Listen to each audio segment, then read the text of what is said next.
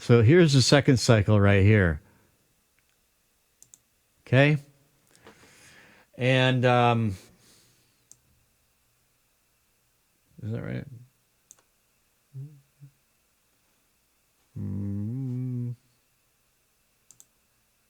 Here's what I'm going to do.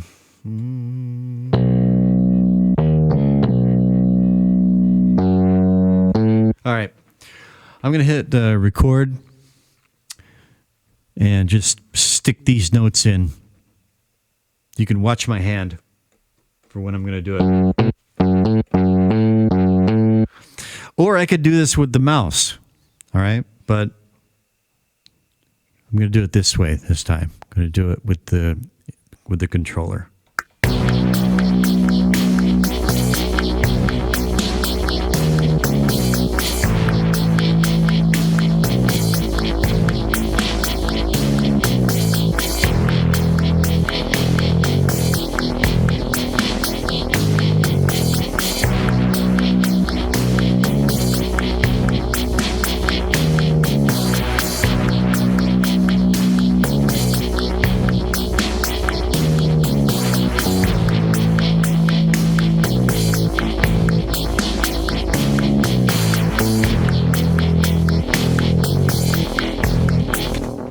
Okay, so you see there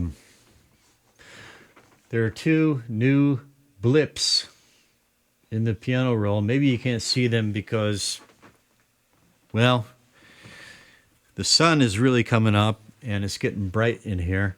I'm gonna pull the shades down. Be right back. All right, that's better. So you see these two new red blips there. Those are the notes that I just recorded on the fly. Okay, so this is all part of composing, the whole process. And this is one thing you can do. So I just kind of like, essentially overwrote these notes. But again, up to the record button up here, right click. You got to make sure that that's sound on sound.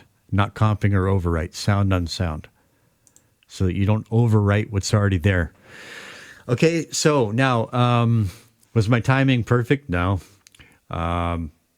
So first I'm going to go back and correct the timing there. So zoom in and let's play that back.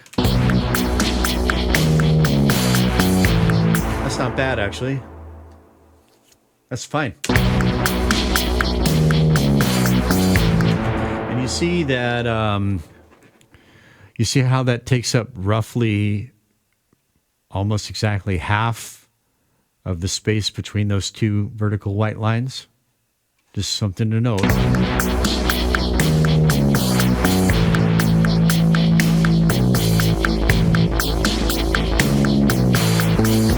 Okay, so the second one, by the way, when I hit stop, it went back to the beginning where I started again. Sometimes you don't want it to do that. Sometimes you want it just to stop where you stop. And so toggle between the two. If I hit Control W on the keyboard, Control W, this time it's going to stop where I stop it. It's not going to snap back to the beginning.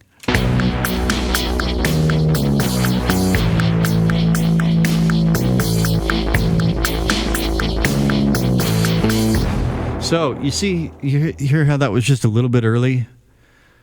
Okay, so here's what I'm going to do. I'm going to edit it.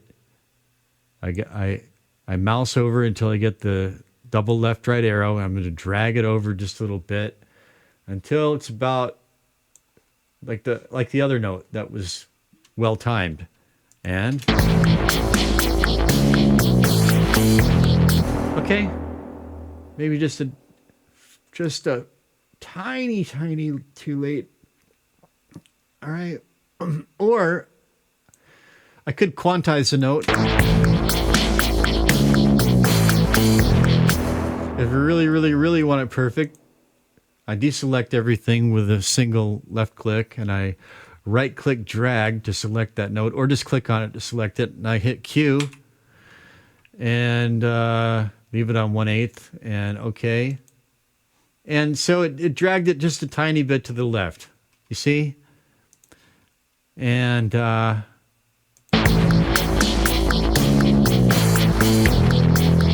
okay. But it sounded okay before that too, right?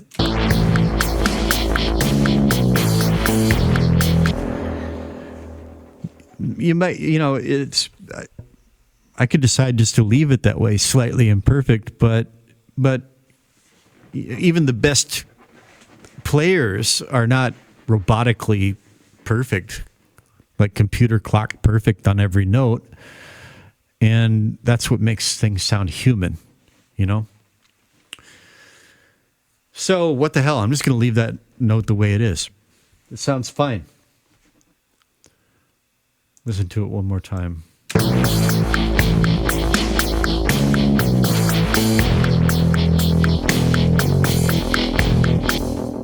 Da, da, da, da. Now I want to do another extra note here.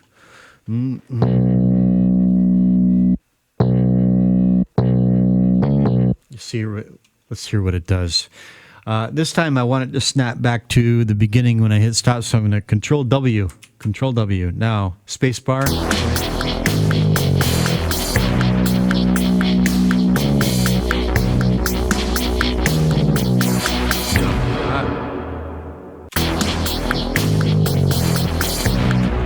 Whoops. Yeah, I did. I wanted it to snap back. Okay. Control W again. I want it to stop where I stopped.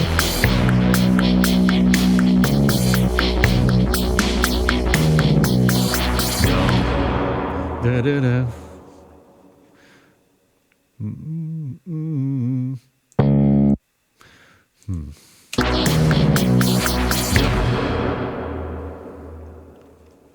Here I would like something a little bit more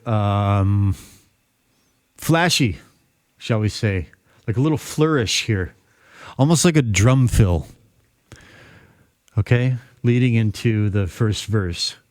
And so far it's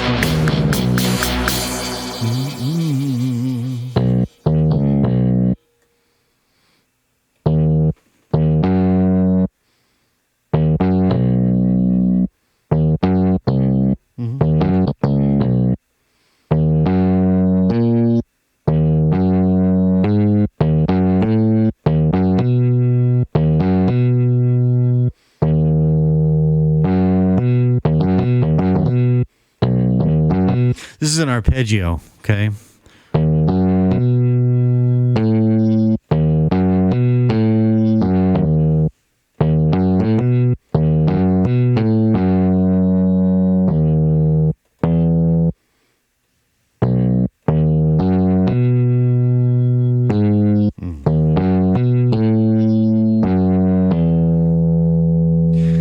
That is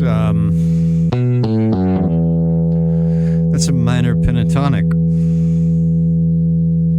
This is a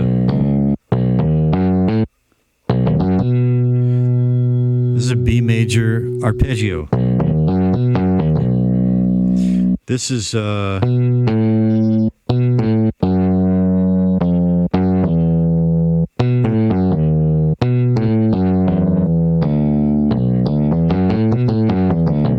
that's a B minor pentatonic. Just for see, it might be interesting to do kind of like a B minor pentatonic flourish over this B major chord.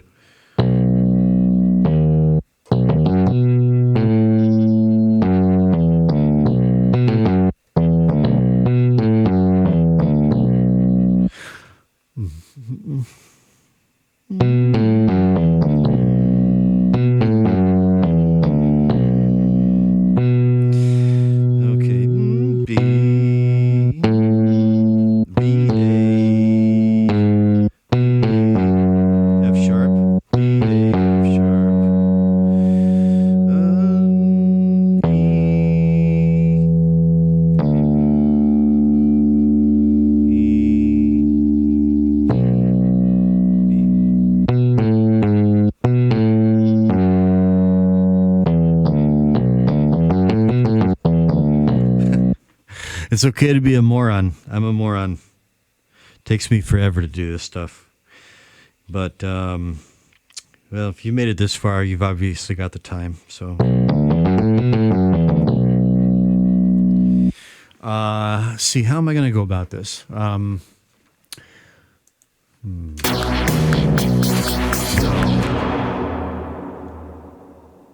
That's going to have to happen where these three notes already are.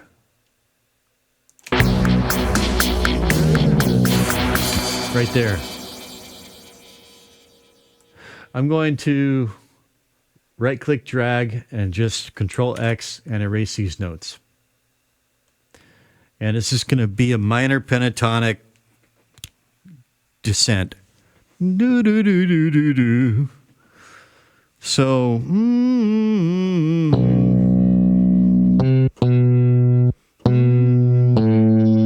what was it again?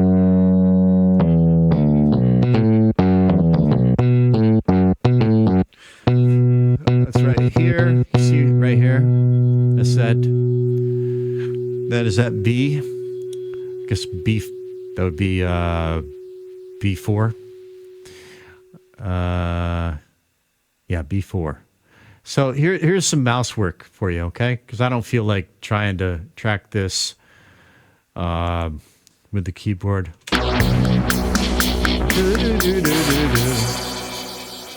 It's going to begin right here. So, I mean, I could try tracking this with the keyboard. But you know how I would go about that. So here's how to do it with the mouse. That's my first note. And I'm going to double click here. Okay. And my second note is it's an A. This A right here, A4. And oops, that note right there.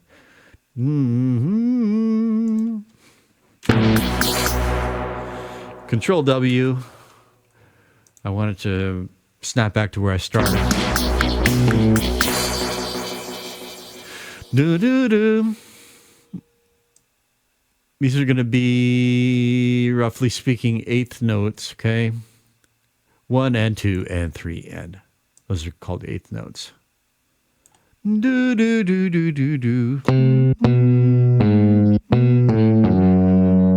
Third note is this F sharp 4.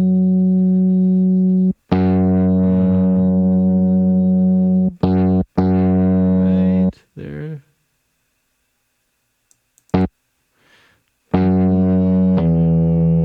E. This E, E4. Right there. And then D, D4. Right there. And then back to our B, B3. B3, B3. Right there.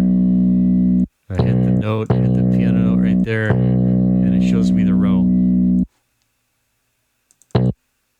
All right. That's roughly my minor pentatonic run. Okay, so let's see what it sounds like. Not bad. Sounds a little stiff, right? I'm just going to right-click, select all, Q, quantize. So this is going to be like computer perfect. Yeah, it's a little stiff.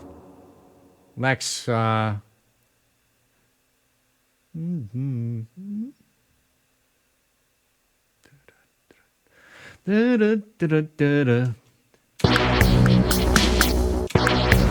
Control W.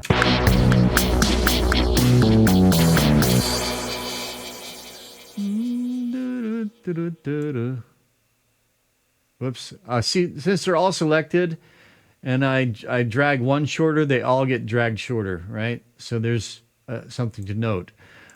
Left click to unselect. I want to make this note shorter. See what happens.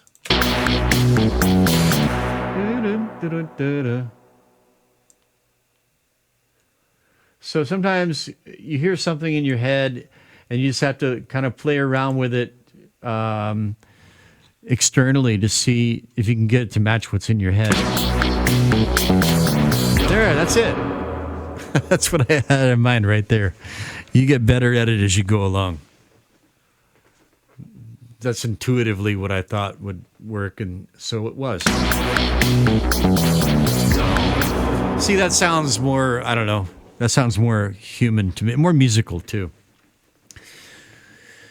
So there's the intro, and you see I've composed it, right? So this is not about being like a shit hot player, musician. I'm not a member. I'm not performing live. I'm not in a real studio situation with a band. I am composing a song. I'm a composer. I really recommend that you look at yourself as a composer. You just happen to be you are your own arranger, composer, arranger, producer, engineer. You're everything. Okay. Right now, I am working in the capacity of a composer. All right. And so I'm just going to go back and listen to this intro again. And I think it's a little bit too high. But I'm going to go back and... Oh, by the way, you see how... Look, let's look at this for a second. This is good to know. Down here, you see how... right? This clip is now broken up into different sections because, you know, I did overwriting and I worked on it. Now it doesn't look the same. It doesn't look like one clip, right? Here's what you do. Left click and drag to select everything right there. Okay. And if I go into my, I click, right. And let me zoom out here. Okay. There's everything I just did.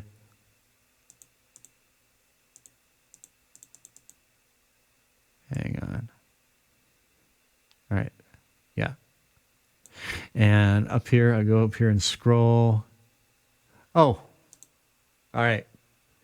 So you see, I'm going to go up here and I'm going to, up here, I'm going to left click and drag over and select everything. And you see how all the notes are now white. It's all selected.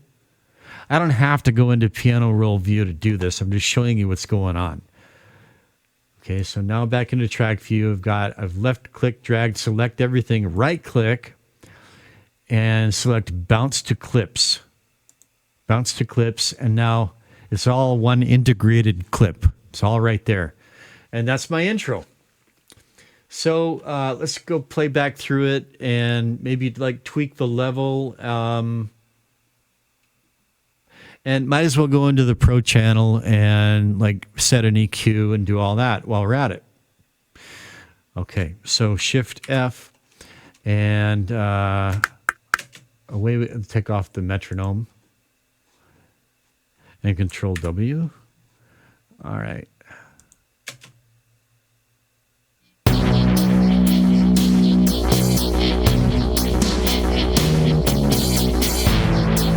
Okay, so I leveled down to about -8.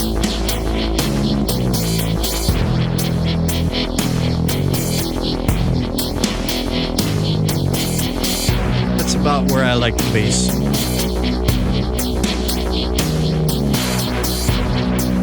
And it's sounding pretty good as it is without doing anything to it.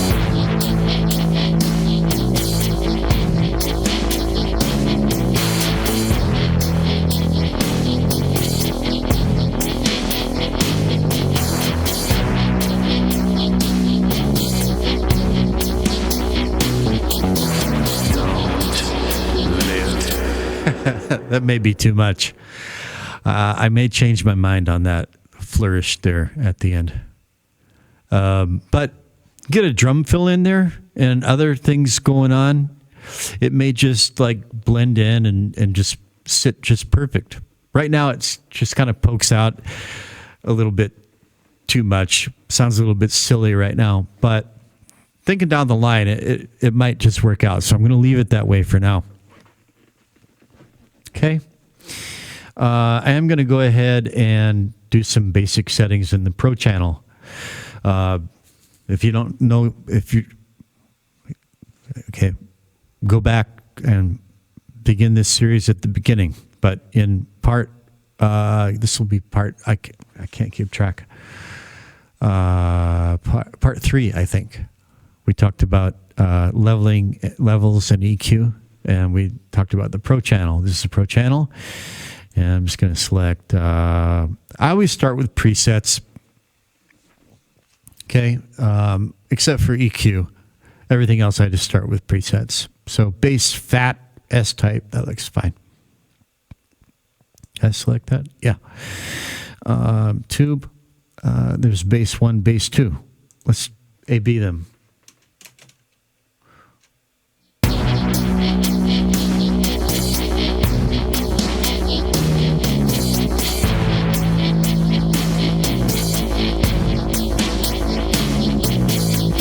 Yeah, bass 2 is a little bit fatter. Okay, so this is something I'm going to go ahead and do. I told you that the Pro channel is customizable. There are other modules that you can put in here. You can take modules out and you can insert modules. I'm going to take out this compressor module, remove module, and I am going to insert this little plus add module right here.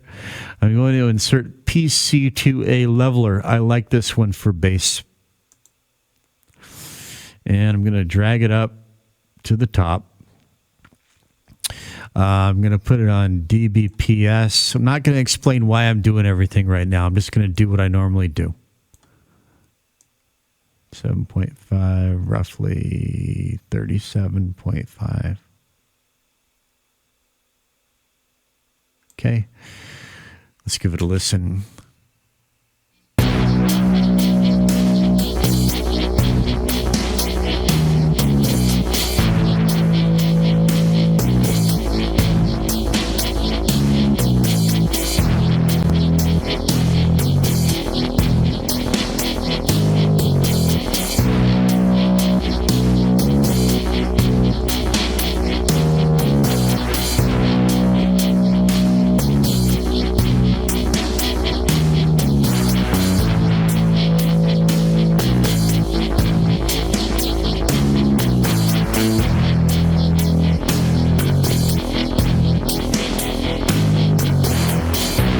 Liking this. I've never used this EQ setting before, this preset. Again, I'm probably going to tweak the EQ setting, just starting with a preset.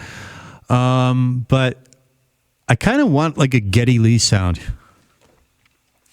And so far, I'm kind of getting a bit of a Geddy Lee Rickenbacker era sound.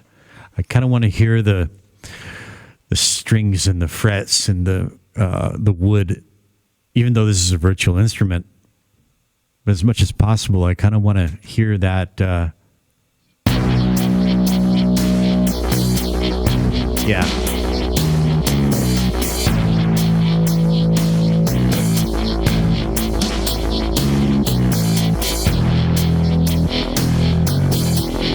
Yeah.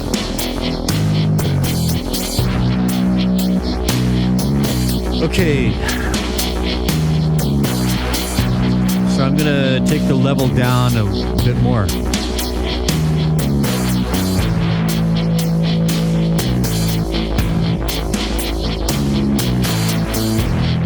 Down to minus 9.9.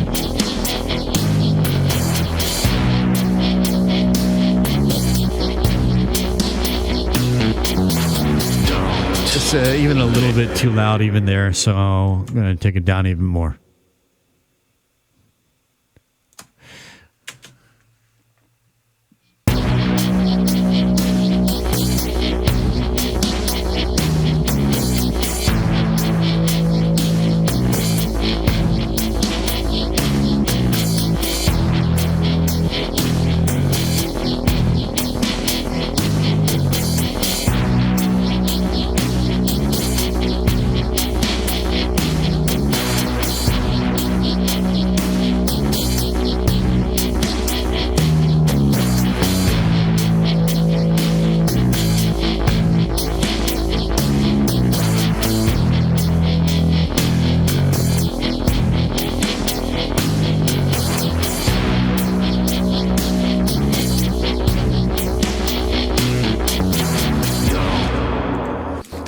I may decide to go with.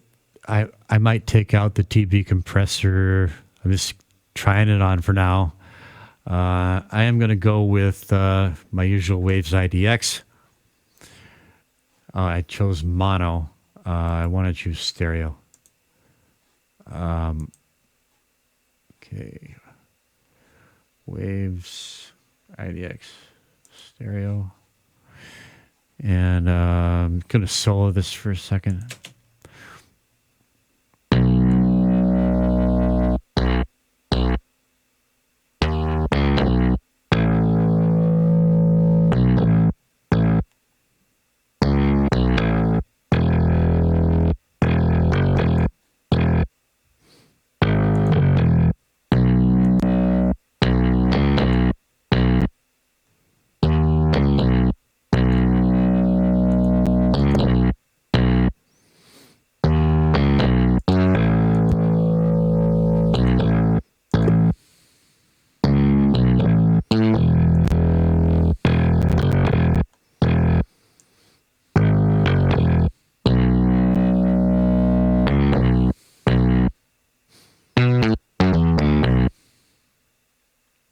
Bass is one of those instruments where it does well with a lot of compression.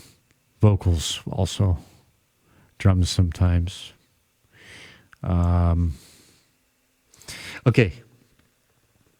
And something also that I'll oftentimes stick on bass is this plugin, UJam. Just a touch of chorus. About right there. Let's listen to it again.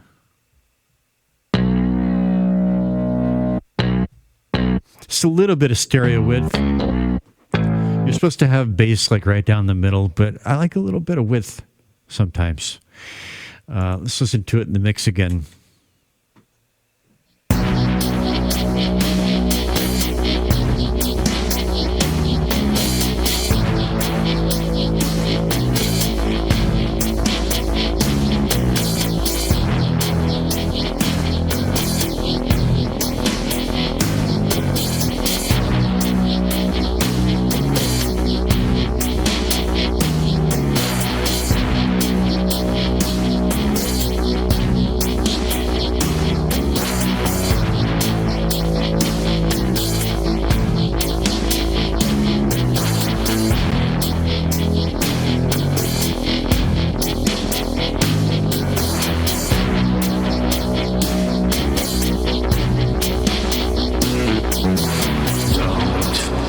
Yeah, I'm not sure about the Tone Booster's compressor at this point. It's a call I'm going to make later on. I'm going to leave it on for the time being.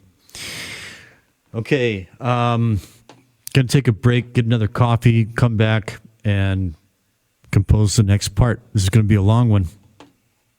So be it. Okay, back with double espresso.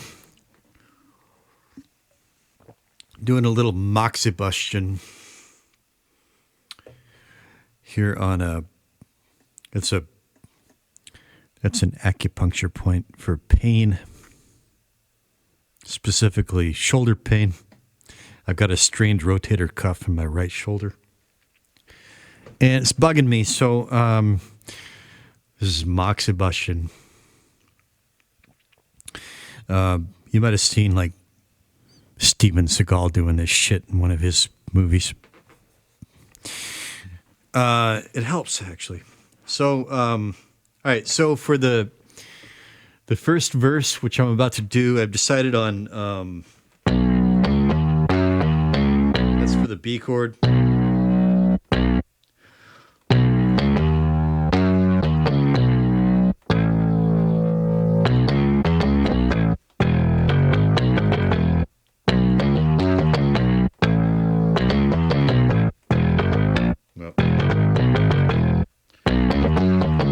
Those notes.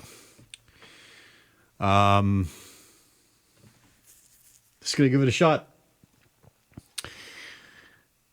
And I'm going to punch in Right about there.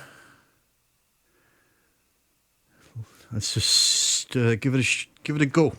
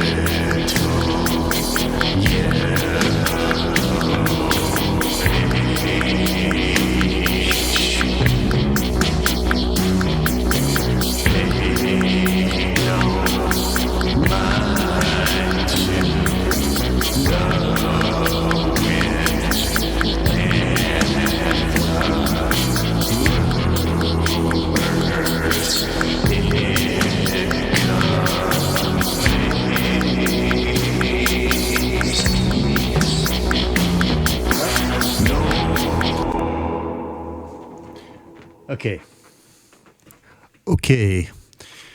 Let's see here. Obviously, timing is not perfect as usual. There are the notes. I'm going to go ahead and right-click and sweep and select. There. That's what I just recorded. Well, not exactly. All right. Right-click, sweep. There. All right. Q. I'm going to go with 1/16. And let's just give it a listen.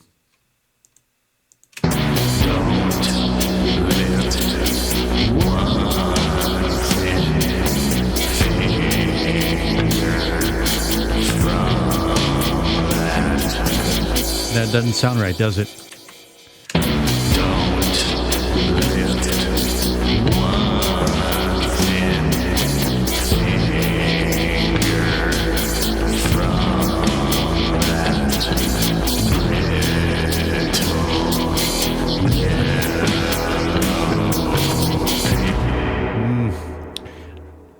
Kind of in trouble here.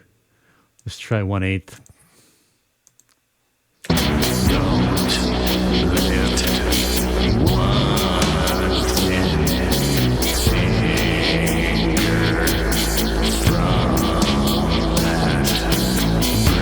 That sounds about right.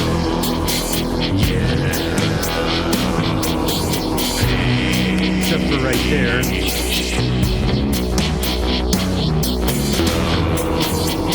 See how those two notes are simultaneous right there? They shouldn't be. Zoom in. And that should be oops. Control Z. All right.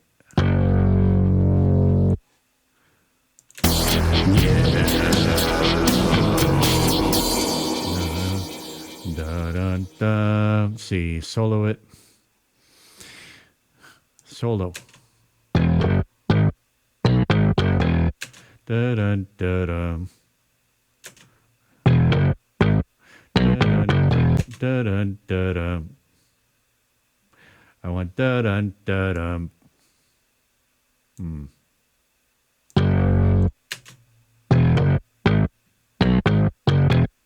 Da dum. Da dum.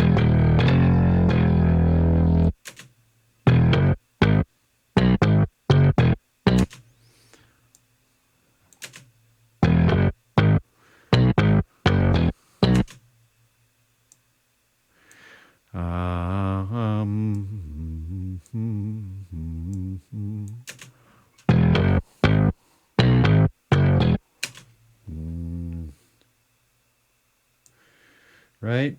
Not quite so staccato.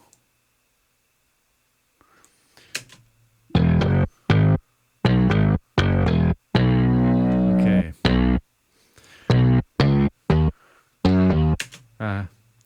Control W.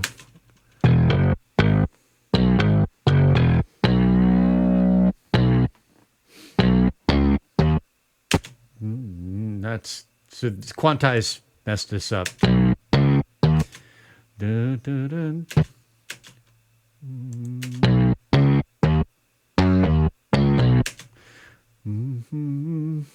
I want dun dun dun dun dun dun. Dun. Control W. Dun dun dun dun dun dun dun. Dun dun dun dun dun dun. Dun dun dun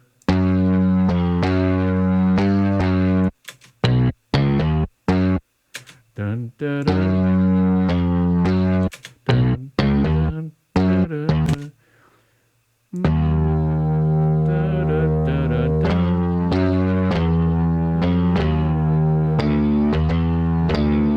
Now I'm just gonna go. I'm just going with what I hear in my head and trying to get it out.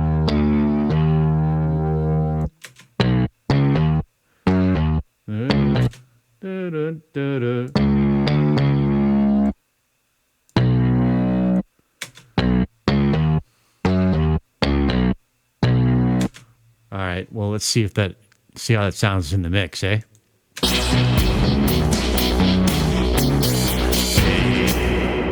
Got to back up a little bit. That might not be in time with everything.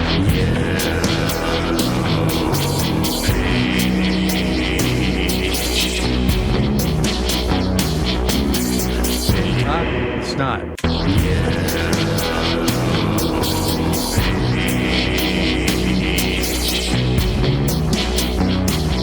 So let me try this. I'm going to right click, drag, select all that, and move it all over that far. There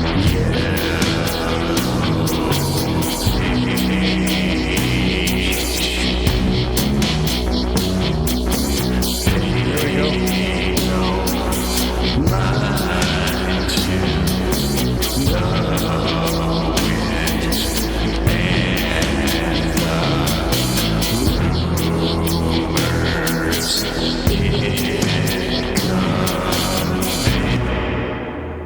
Control W. Just when I say Control W, pay attention to what happens.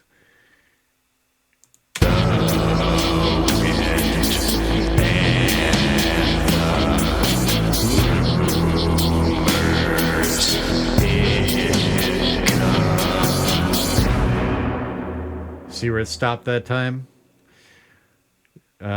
It stopped where I stopped instead of going back to where I started. These notes just need to be a little bit longer.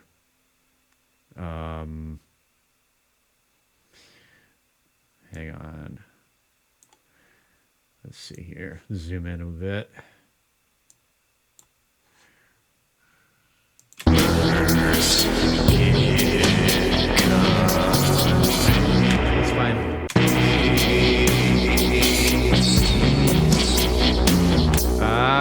That's at the very end, and that's the wrong note. There.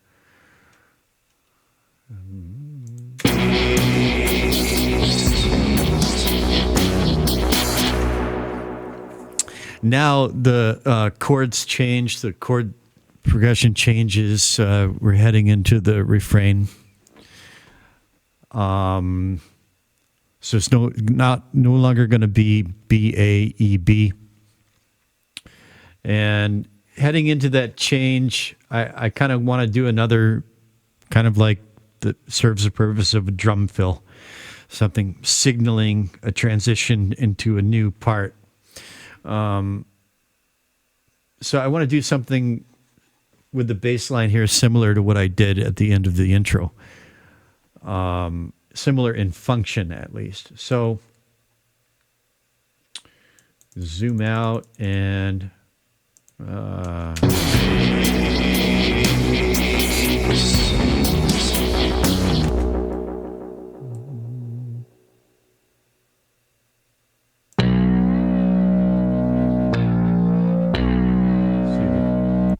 quantize kind of got that out of whack.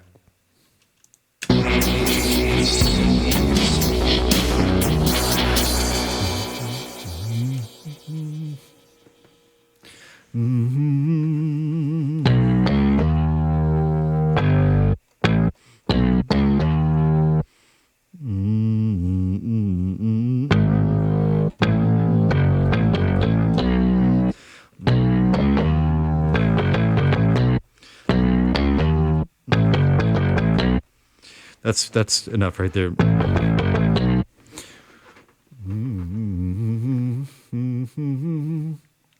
So I'm going to select those and delete them.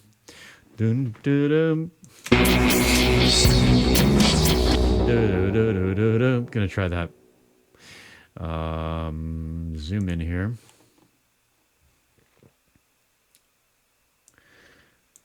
All right. And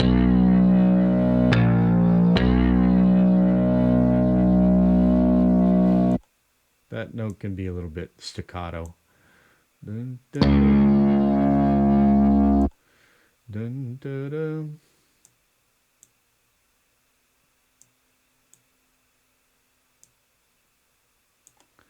Let's see how this sounds.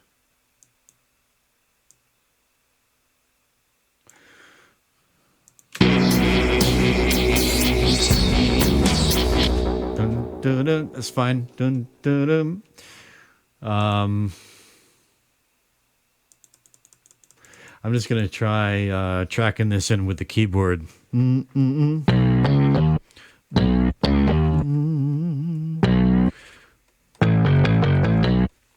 Like that. So the track is armed, yes. Get a little bit more of a running start.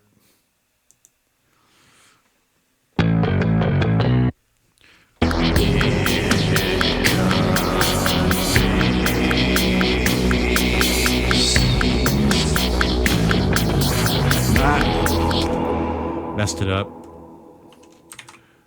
Okay, Control W, because I want to. When I stop, I want to go back to where I started. Okay.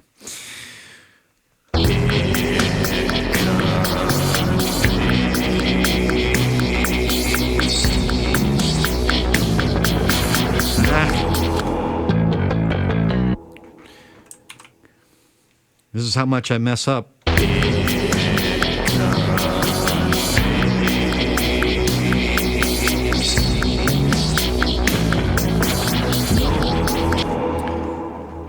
All right. So the notes aren't perfect, but that was faster than manually clicking them in with the mouse. Could have just clicked them in with the mouse, but that was a lot faster. Gets the blips on the piano roll faster. So I could just, go in and adjust them. So the first thing I might do is right click, select Q, quantize, eighth note, boom, and da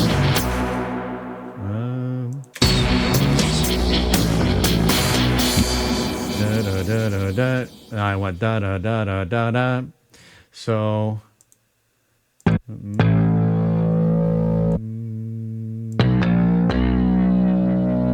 something like that.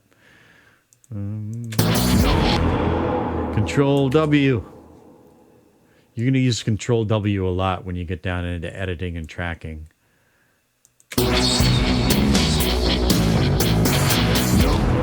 Da da da da da da. It sounds a little bit stiff.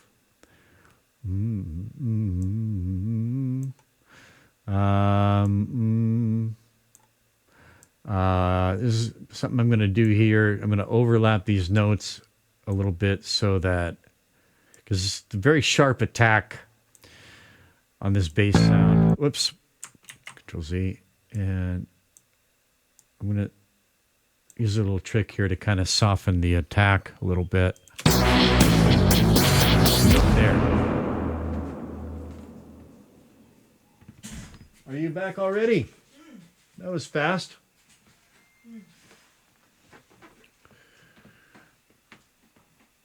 That was fast.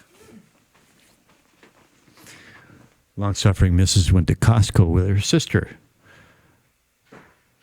Oh, you can't see what I've been doing. can you? All right. All right. Get out of the way a little bit there. So that's what I've just done. Let me just kind of undo. Whoops. Oh, man. Okay, that's good. I was in the wrong screen. Okay. Back in Cakewalk and see that? Now listen to this part again.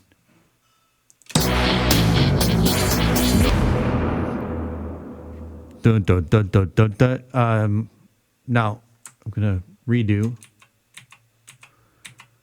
Kind of made those notes a little bit longer and overlap them. Just sounds a little smoother, a little bit less stiff, a little bit less rigid. Okay, save project. All right. Moxibustion's done. And yeah, it feels a little bit better. Okay, I'm going to go ahead and pause and be right back. All right, so now I'm in the weeds because if I was a keyboard player, if I was a piano player, this would be a lot easier. But I just kind of have to pick my way through it. So again, here we go from the BAEB into something different. So just playing through the root notes here on the keyboard. So far we've been going. That's B, A, B. And then now we're going to go to B. And then we're going to go to F sharp. We're going to go to C sharp. And then we're going to go to G sharp.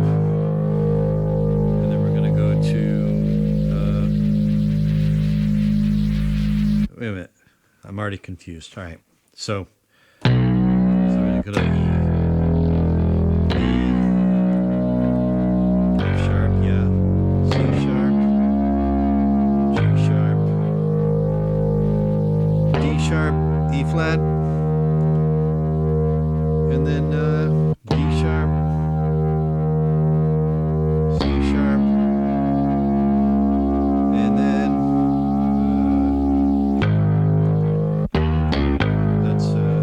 G sharp, D sharp, C sharp, G sharp. Okay. Those are the root notes. So I've got new chord shapes to do, which I don't know. I just learn them as I go. And over time it's not as bad as it used to be. I know the chord shapes better than I used to. But now I'm getting into like more black keys territory. And but it's going to be something like, so it's just gone, let me zoom out again a bit here. Backing up a little bit. I'm going to hit play and sort of noodle over it as best I can.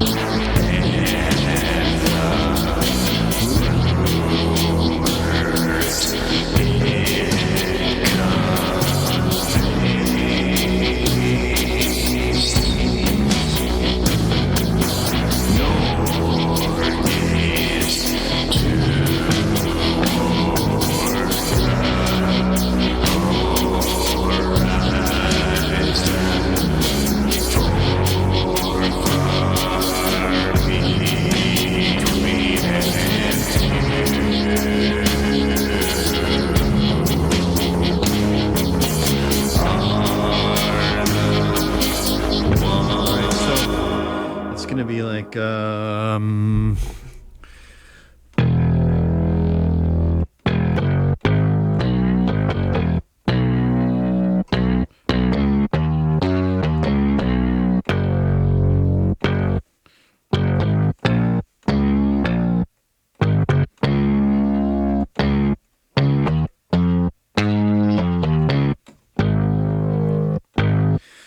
da da da da da.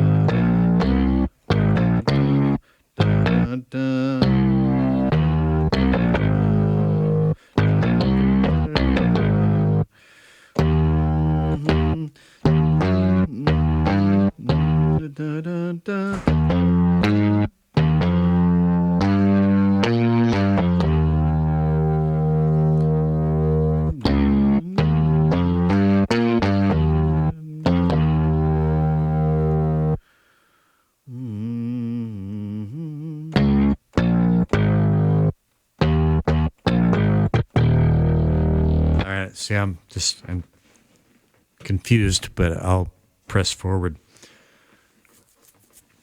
Chord by chord if necessary. See here, Control W again. Yeah. So I'm just going to punch these notes in as I go, figure it out as I go. I can hear in my head what I want. It's just there's still a disconnect in getting it into my fingers, into the machinery.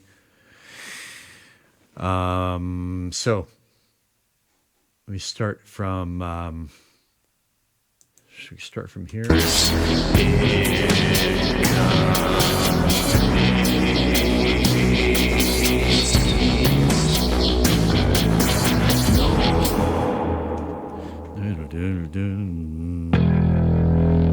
Okay, I'm going to hit record and try to see how far I can get.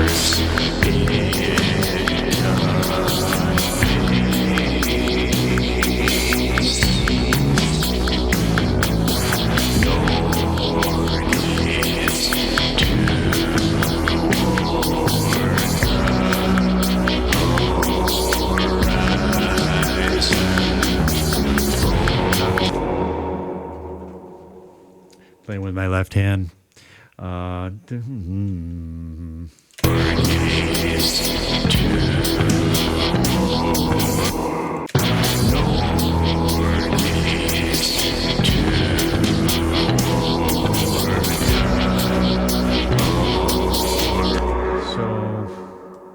Just go ahead and quantize it 1/8.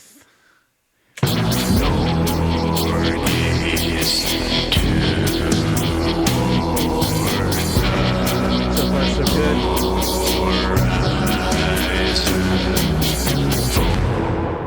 That was good until these last three notes here. Deselect, zoom out a bit.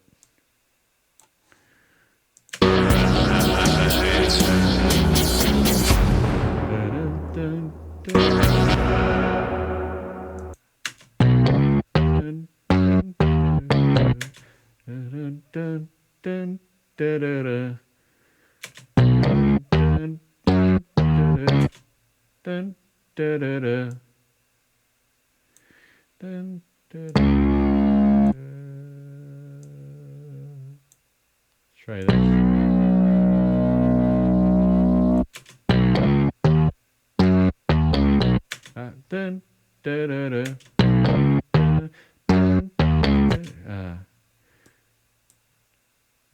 Okay.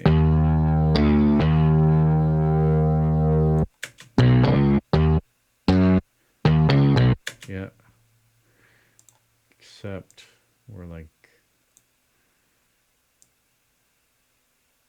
that.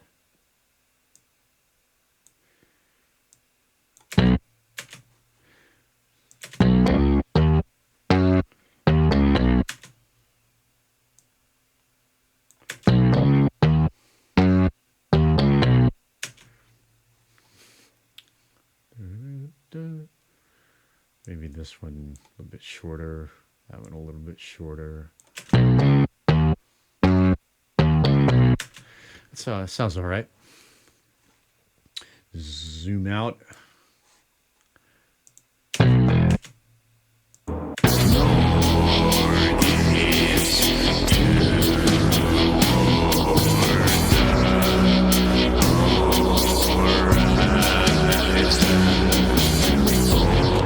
All right. And the next chord is going to be the F sharp.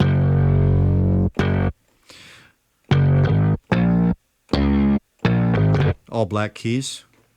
That's good. Punch in from here. And man, I should just get myself out of the way, shouldn't I? There we go. All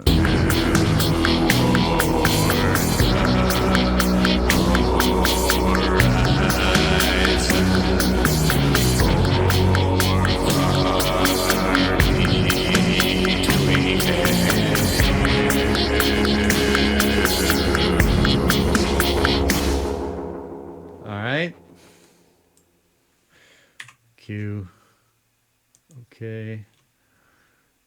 I can tell this note needs to be a little bit longer, but that should, let's just see how it sounds. That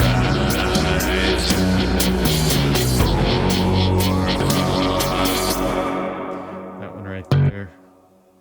A little bit early.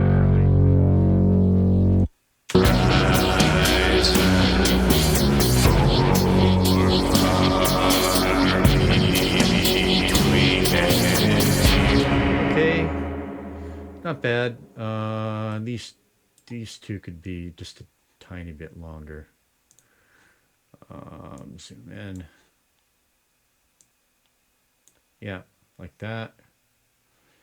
Let's hear it again. All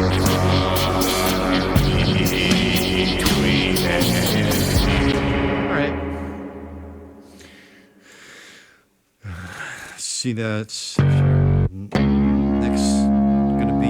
is gonna be C sharp.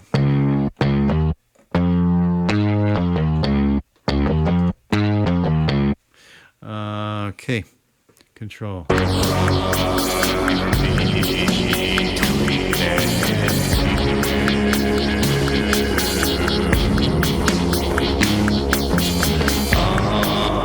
See what I mean?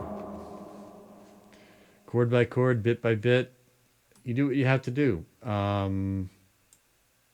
Bit early on everything.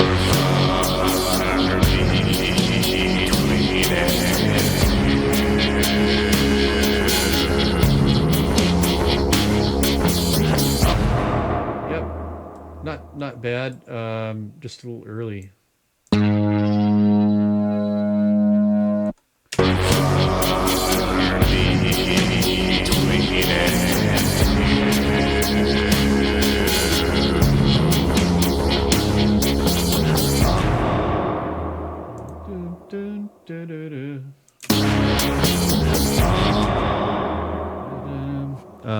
And then the G sharp.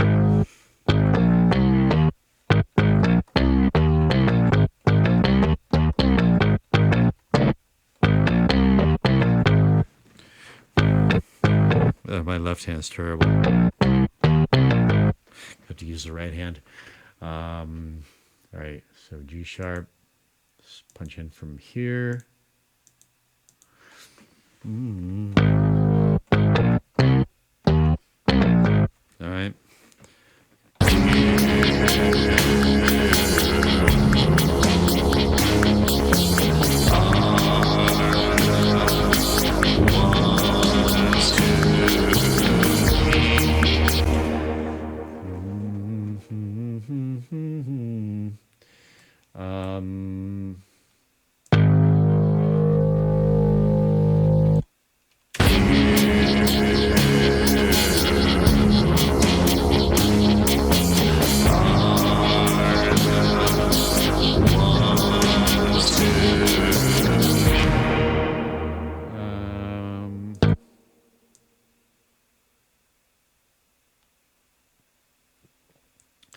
And I'm going to select these and just cue quantize.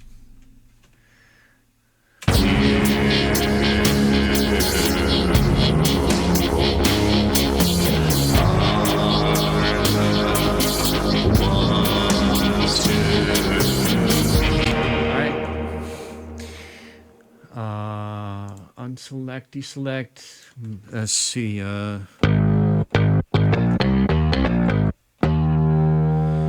to the D sharp.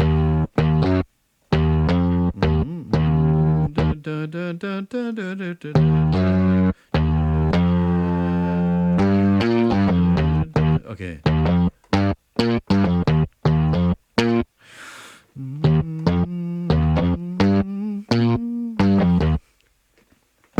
All right.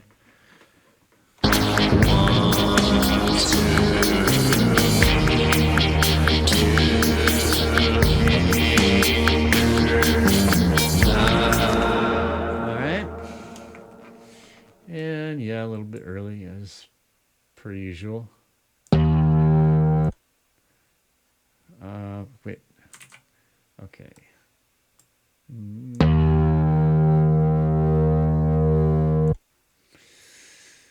And Q, quantize, okay. All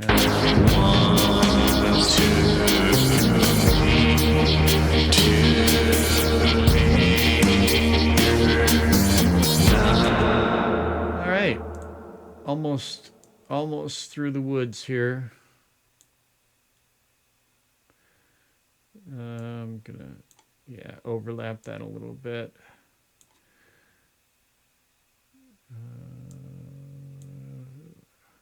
Overlap.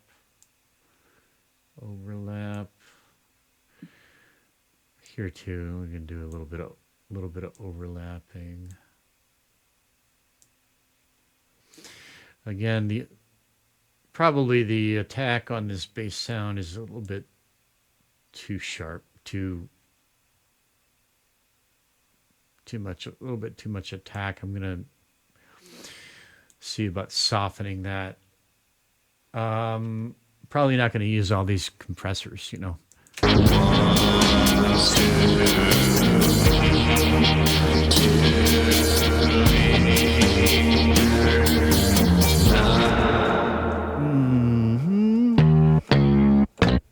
So back down to what is this?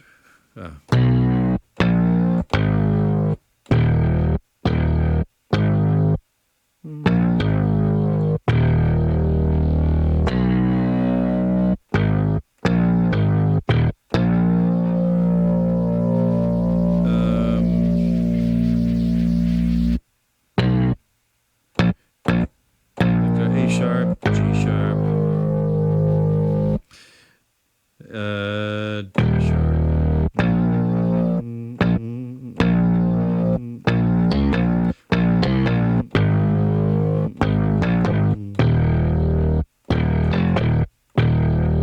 And back to our B. Yeah. Okay, this part should be pretty easy.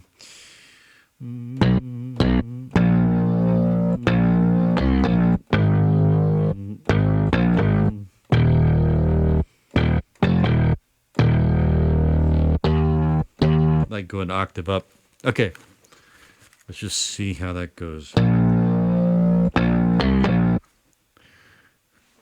Record.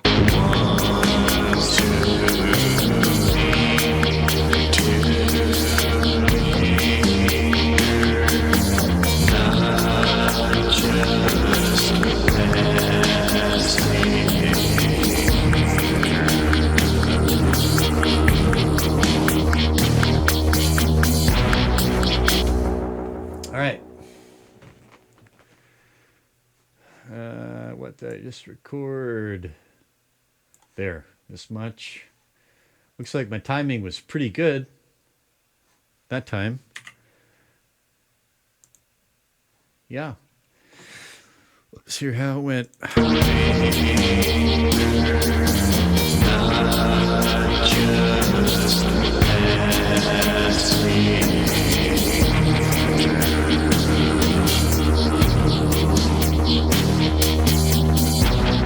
Now, this is where I kind of like, I kind of wish I was, one good thing about doing this on a real guitar is that you can do glissando. You can slide your finger up and down the frets, you know.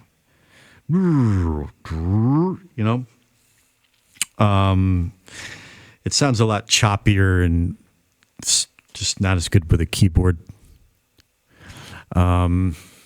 That's one place where I'd kind of like to do a glissando. But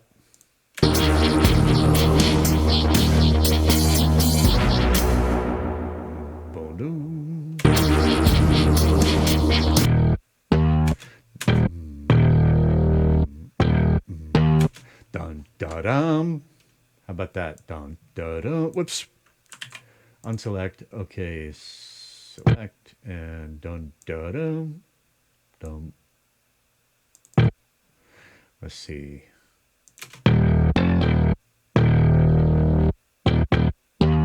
Dun da dum.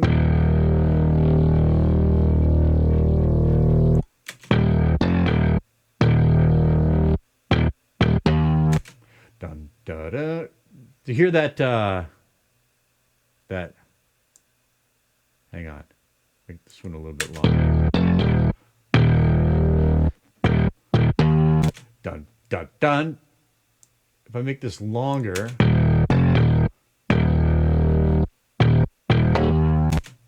that's too much, but I can kind of overlap it a little bit. Like that.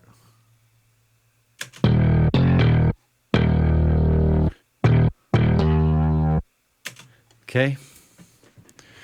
This is why, I take my time and I do these videos long because there's lots of little lessons in here that I can't organize and break down into little bite-sized pieces. Because if I sit down and try to think of them all, I can't. They kind of come up in the course of the workflow. So, this is why this saves you time in the long run. If you just make the time commitment, go through this process with me. Organic learning instead of soundbite learning. All right.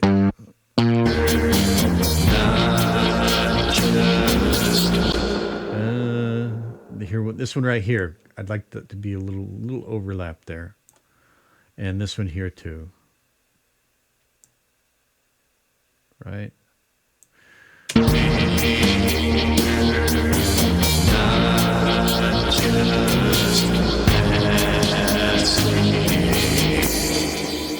This one maybe not so much. Bring that on the line.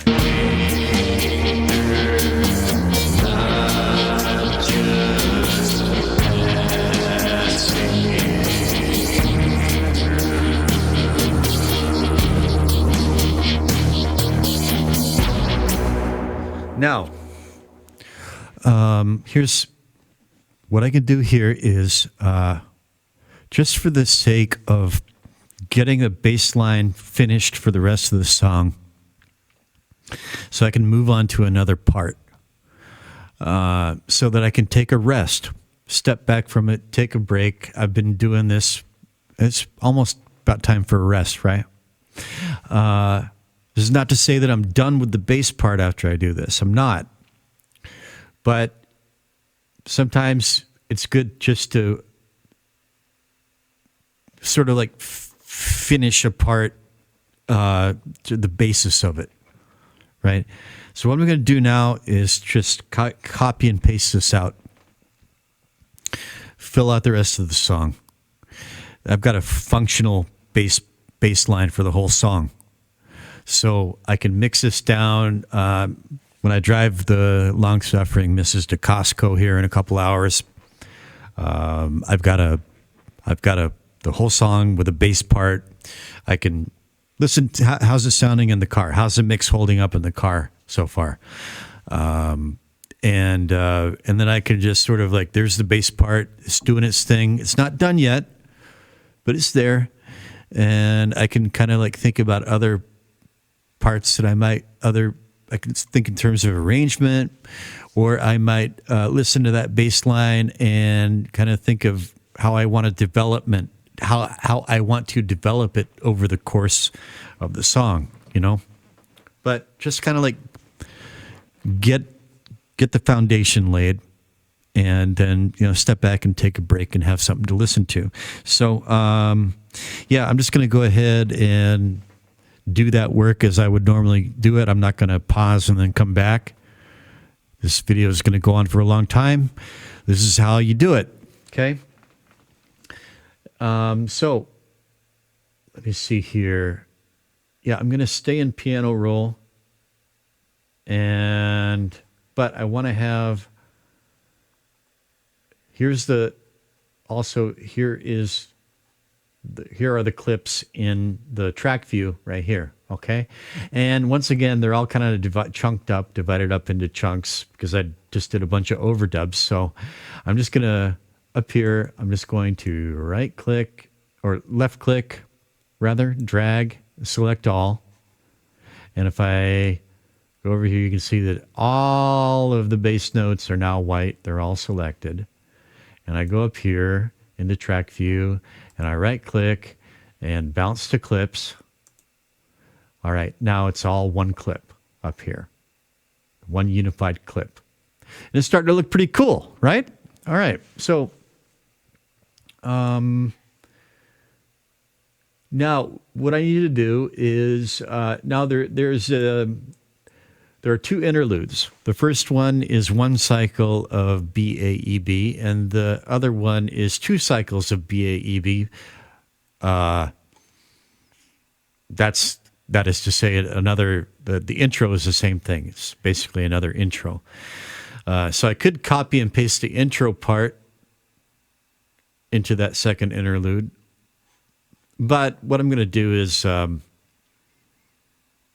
going to, let me see. All right. So I want to make sure that I've got the snap button on here. Snap to grid. And that just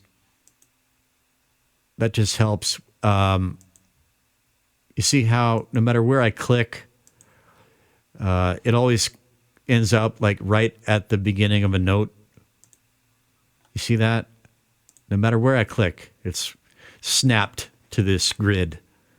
Okay, and that just helps out with this kind of work, which can get kind of tedious, right? So first off, where does that first verse exactly begin?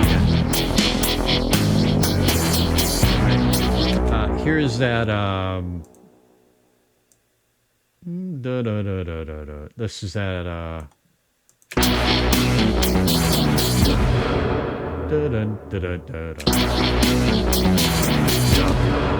So here is the beginning of the verse.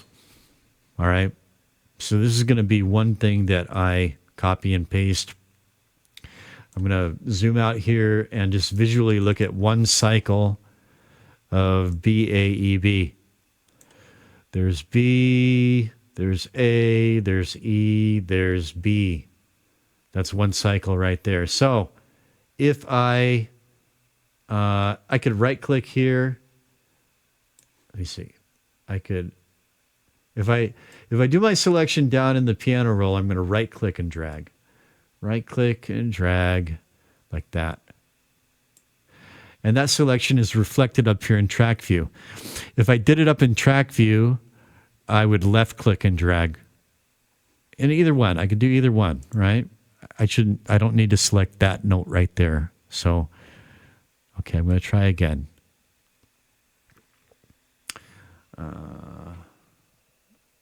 Where we see what that's it. Okay, so that's one side. Well, all right, so I can shift right click that to unselect it. That's one cycle of BAEB. And that is good enough to be my interlude right here. So I'm going to, you can see it's selected up here as well. I'm going to Control C. I could also like right click. No, I couldn't do that here. Best thing to do, I could go to the edit menu and copy. There's copy and copy special. Don't worry about that right now. But just Control C. Control C. That's copied. And now I want to go over here to here is the beginning of the interlude right here. Okay. And you can see that the vertical white line, you can kind of see it through my keyboard cam there. It's snapped to the right position. And I'm going to Control V. And there it is. So now I've got, you notice up here, I've got a new clip right there. And now I can take that. First, I'm just going to check that it's in time and it's proper. Okay, so.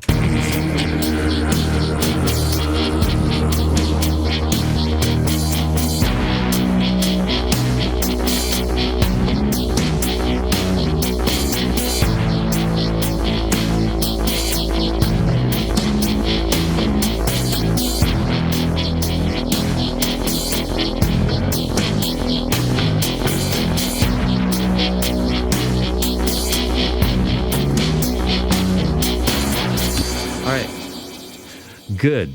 So now I can just take that. I've already got that copied into the clipboard. So I can just go here to, I'll do that later. First, I'm going to go ahead and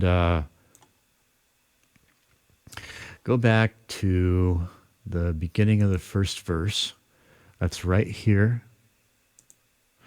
All right. And I'm going to select the whole thing.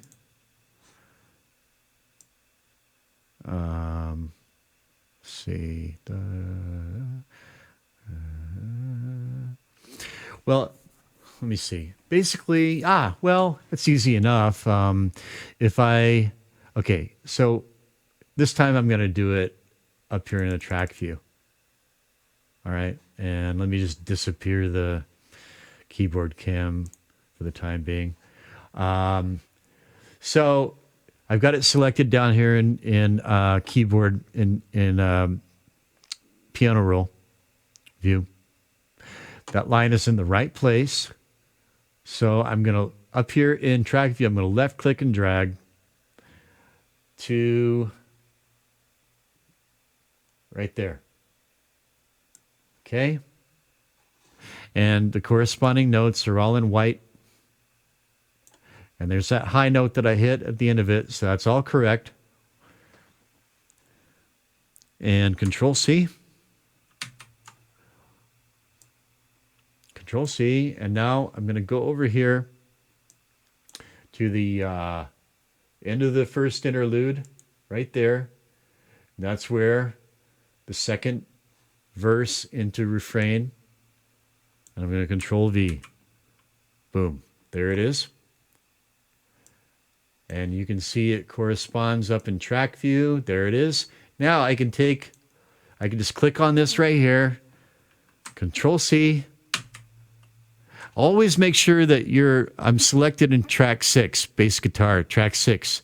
I don't have another track selected. Otherwise, it'll paste into that other track. Okay, so there. Okay, I'm in the right place for the second interlude, which is going to be twice as long, but the same chord progression. And Control V, and then one more time. Okay, and it's just snapping to the right place because I've got the snap button turned on. And there. Now, should work. I'm going to Control C the verse refrain again, Control C, and come back here. All right, and Control V. And there it is.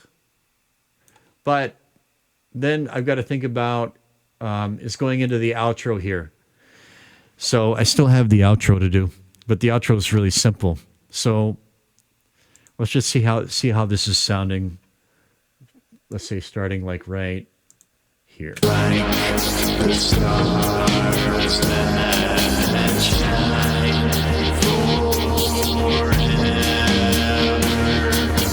You're just the best thing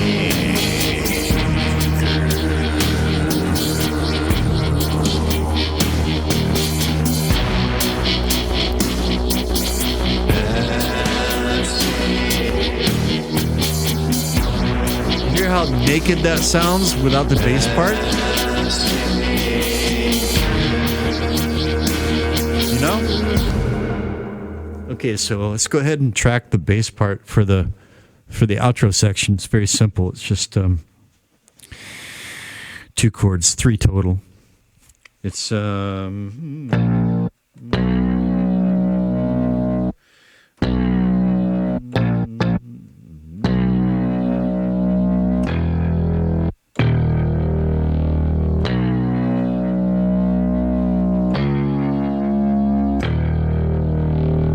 it's going to go between B and E flat. D sharp, E flat, B, E flat.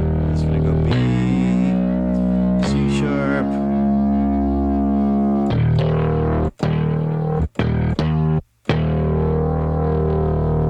Yeah.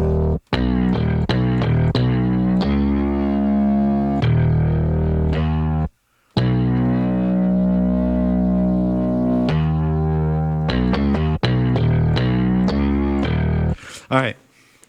Let me finish my coffee. Come back and wrap this up. All right. I'm ready to hit the home stretch here.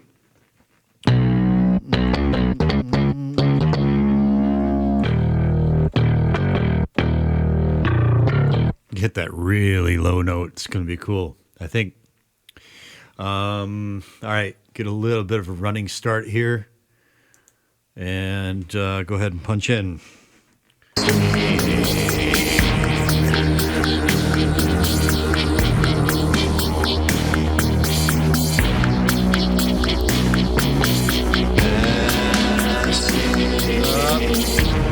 I got disorientated. Control Z. Oh, yeah. I don't go to the C sharp.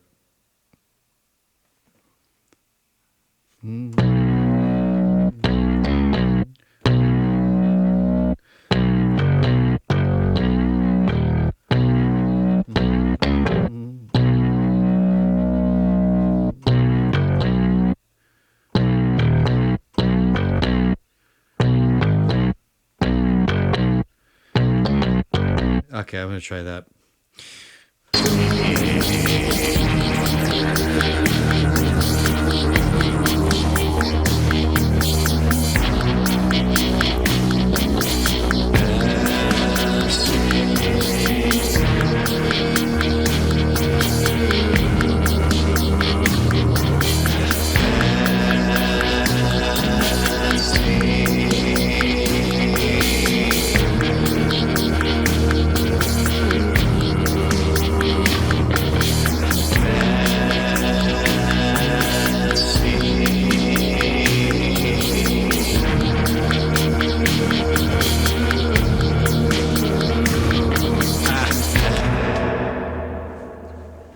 Fumble fingers. It sounded a little weird. I'm not sure it's going to work. Anyway, I'm just going to go ahead and see. Right click, select everything, and Q, quantize, boom. We'll just see how it sounds so far.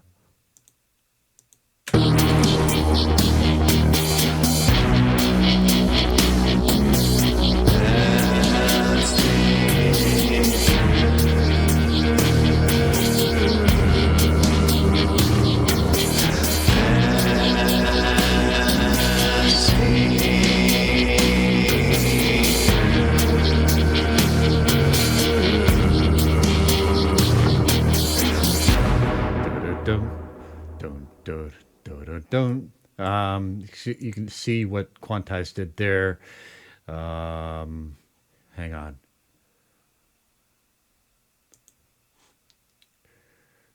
I think I'm gonna change that part. See, don't.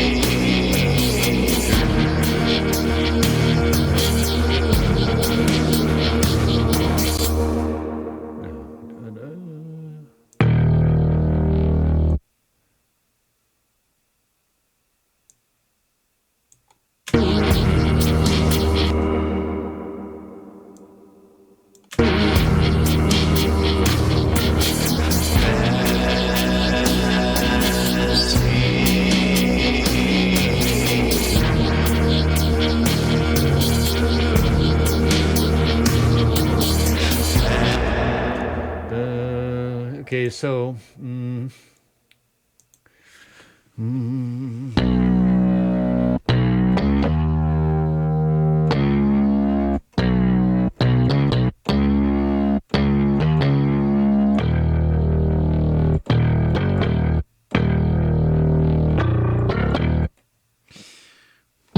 right.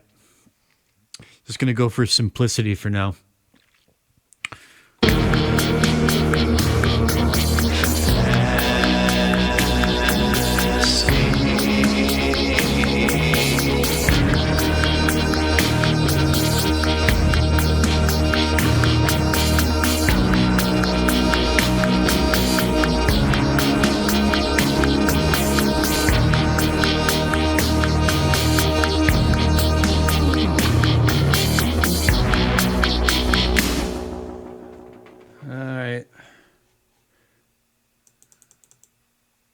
Yeah, looks okay.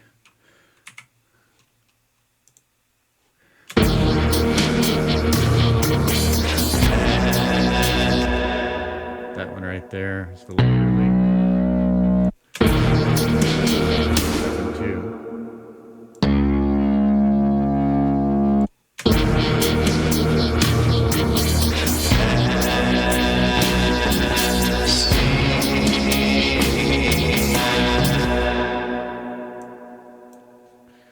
Little early. There we go. Yeah. Can't just blindly depend on quantize.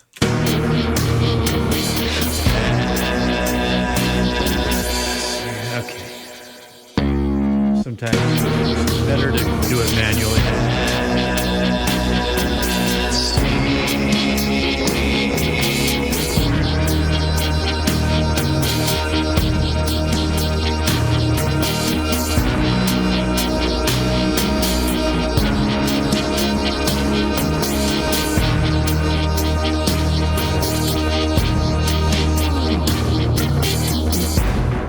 Wow, we could just continue with that.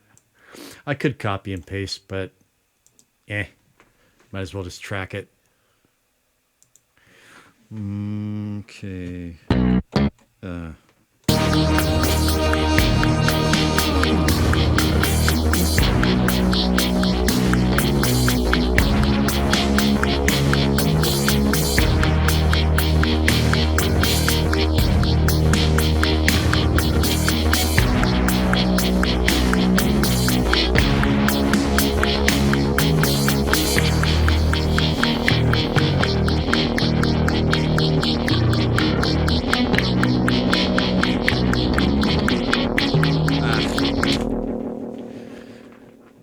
Got my wires crossed.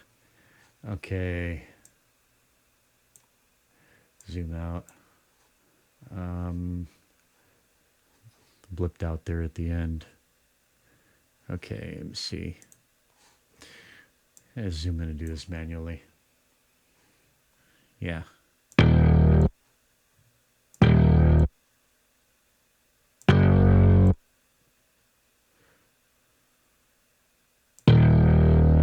Ah.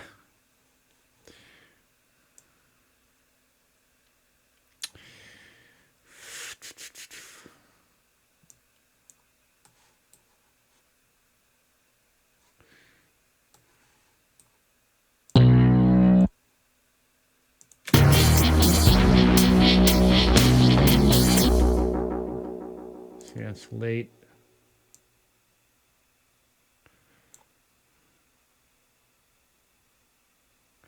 Hang on. Oh, it's early. Okay.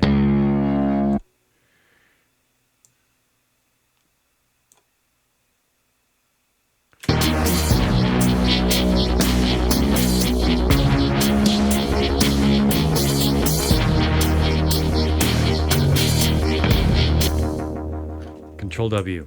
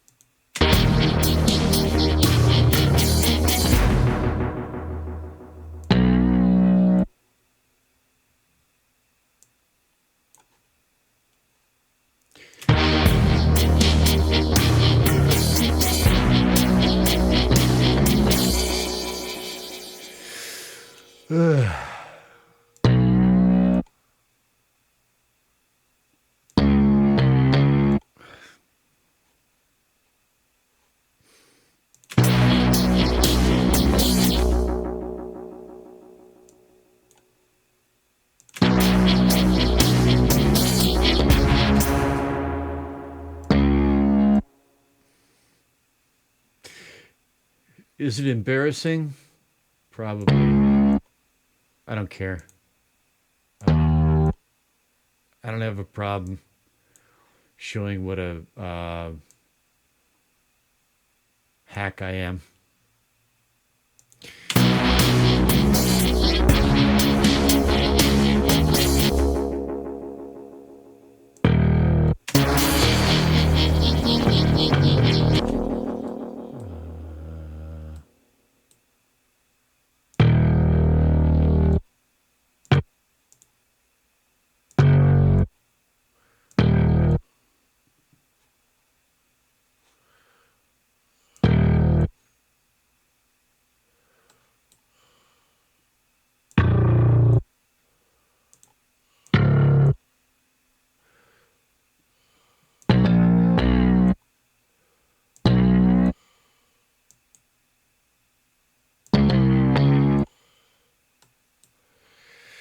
Okay.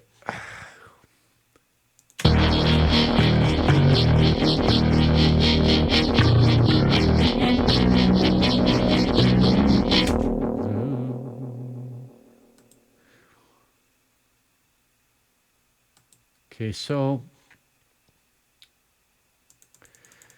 what am I going to do here?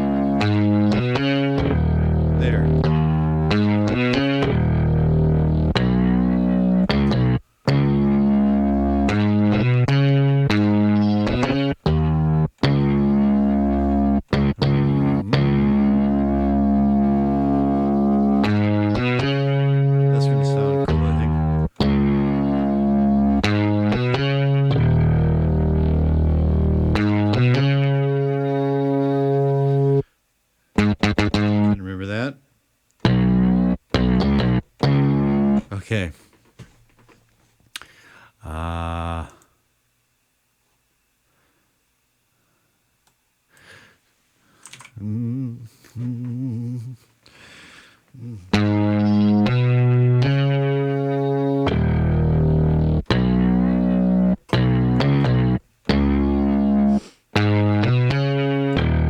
That's what I want to do. Okay.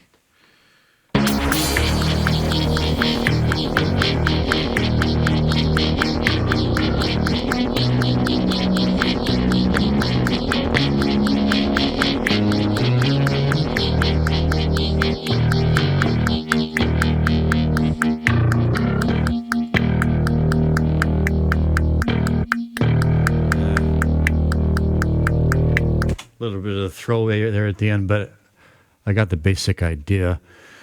Let's see here. I'm going to go ahead and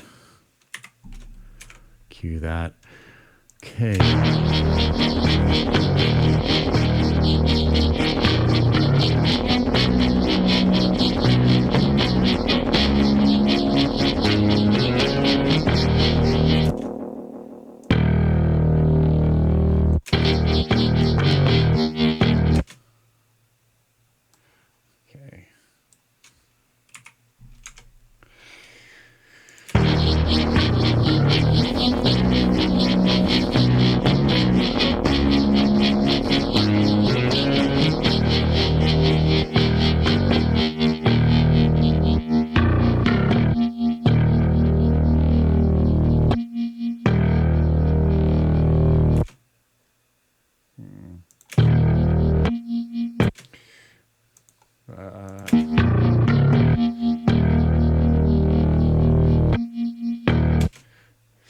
Zero in here.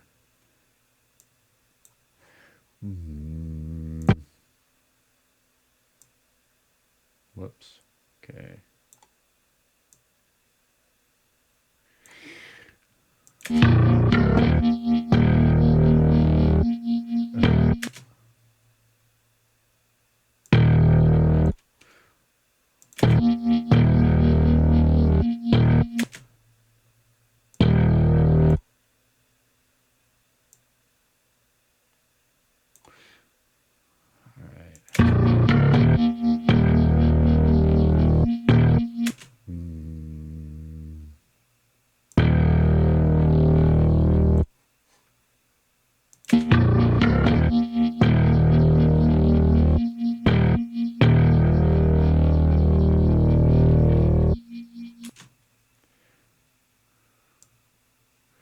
Why not?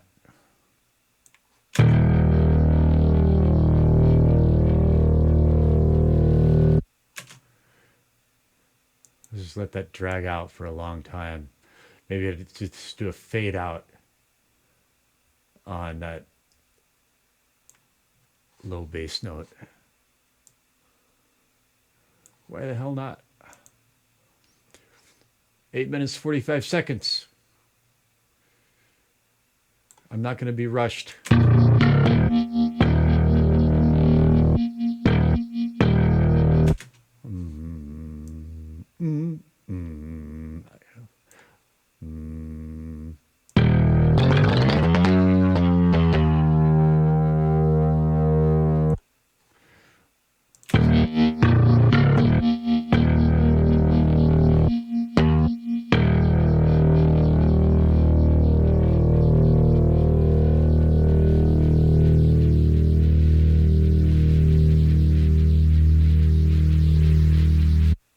Wow.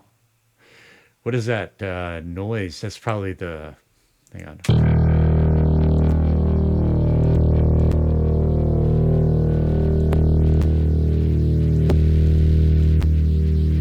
That's fine. Okay. It's good enough for now. I now have a bass track. And let's see. Go back into track view. Control F. And once more, left click and just drag and select everything.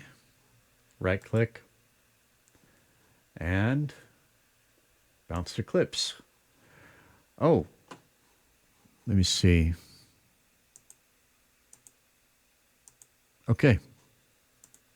All right. Well, yeah, that has gone on a good long time, but hey, no skin off my nose, and maybe someone out there will be into it at some point. I think I'm going to go ahead and start a Rumble channel too. I really do think that this YouTube algorithm is evil. Whoops. Oh. I have to fix that arm stand. It's cockeyed there. Okay, anyways, that's it for composing a bass track. I will be, tweaking it as I go along.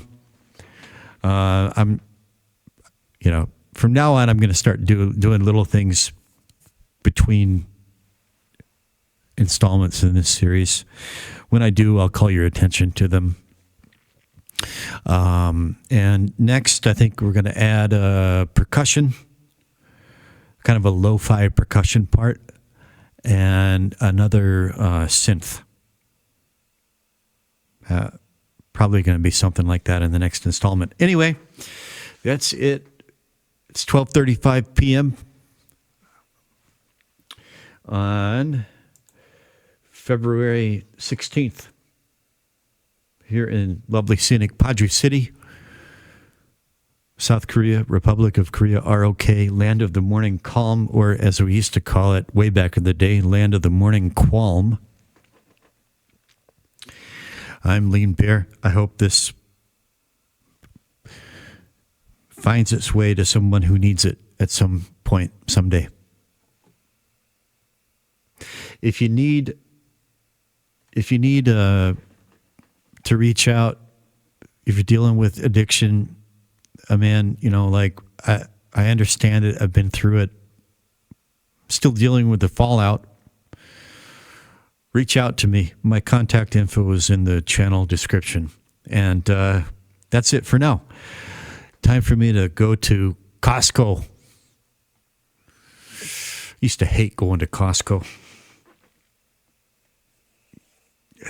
It's like some things get, oddly enough, some things get more bearable as you get older. Winter is one of them. I used to just absolutely hate winter.